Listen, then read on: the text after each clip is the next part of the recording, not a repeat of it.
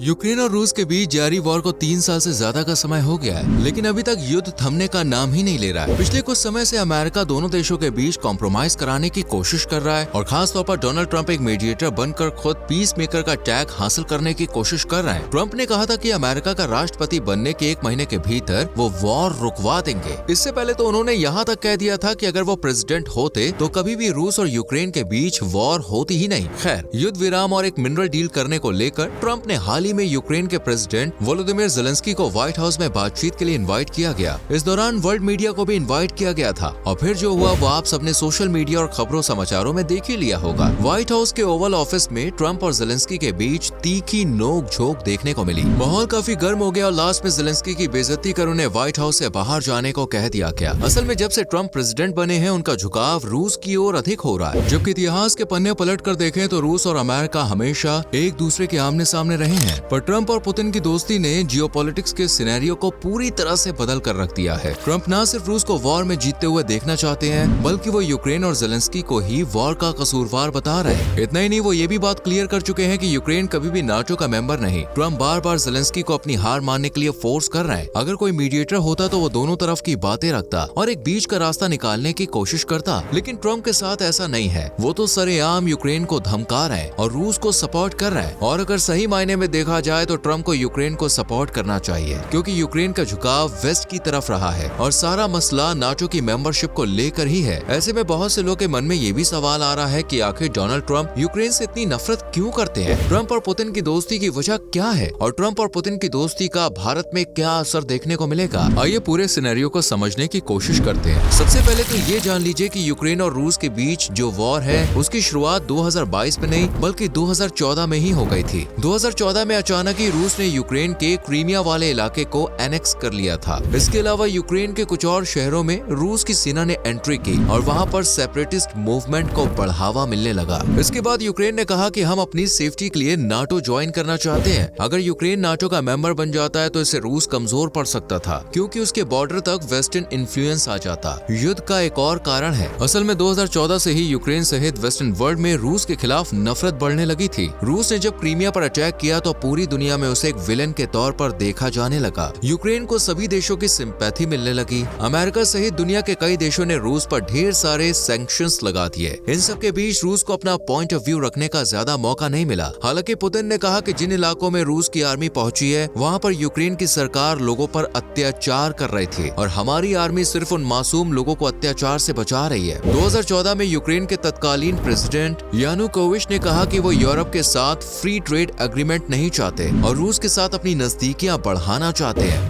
ये बात यूक्रेन के लोगों और यूरोपियन यूनियन को ज्यादा पसंद नहीं आई। यूक्रेन में यूरोमैडन प्रोटेस्ट शुरू हो गए और यानुकोविच की सरकार गिर गई। इसके बाद नई सरकार बनी और ज़ेलेंस्की यूक्रेन के प्रेसिडेंट बने। यूक्रेन धीरे धीरे अमेरिका और यूरोपियन यूनियन के देशों का राज दुलारा बन गया। पश्चिमी देशों के साथ यूक्रेन की बढ़ती दोस्ती पुतिन और रूस को रास नहीं आई और इन सब खींचतान के बीच 2022 में रूस ने यूक्रेन पर हमला कर दिया। पहले तो ये माना जा रहा था कि रूस कुछ ही हफ्तों में ये वॉर जीत जाएगा, लेकिन 3 साल बीत जाने के बाद भी रूस यूक्रेन का ज्यादा कुछ बिगाड़ नहीं पाया है। बहुत ही कम लोग ये बात जानते हैं कि रूस के कुछ हिस्सों में यूक्रेनी सेना ने भी अपनी पकड़ बना कर रखी हुई है। यूक्रेन 3 साल तक युद्ध में डटा रहा क्योंकि उसे नाटो कंट्रीज का सपोर्ट मिल रहा था। सबसे ज्यादा सपोर्ट बीते 3 साल में अमेरिका ने ही किया। अमेरिका बताता है कि लगभग $250 बिलियन की मदद अब तक वो यूक्रेन को कर चुका है। लेकिन ये सब कुछ अमेरिका ने तब किया जब जो बाइडेन प्रेसिडेंट थे। ट्रंप के प्रेसिडेंट बनने के बाद मूवी में एक नया क्लाइमैक्स आ गया है। ट्रंप का कहना है कि अमेरिका अब दूसरे देशों के वॉर पर अपना पैसा खर्च नहीं करेगा और अगर अमेरिका पैसा खर्च करता है तो इसके बदले में उसे ट्रेड की गारंटी चाहिए। असल में ट्रंप एक बिजनेस माइंडेड पर्सन है और वो किसी भी हालत में अमेरिका का नुकसान नहीं होने देना चाहते। ट्रंप ने सिर्फ यूक्रेन को नहीं बल्कि यूरोप के अन्य देश जो नाटो के मेंबर्स हैं उन्हें भी साफ मैसेज दे दिया कि अपना डिफेंस बजट बना लो, वरना फ्यूचर में अमेरिका से मदद मिलने की कोई ज्यादा उम्मीद मत करना। यूरोपियन कंट्रीज के कॉन्फ्लिक्ट्स में ट्रंप अमेरिका का पैसा बर्बाद होने नहीं देना चाहते। ट्रंप के रवैये ने पूरी दुनिया में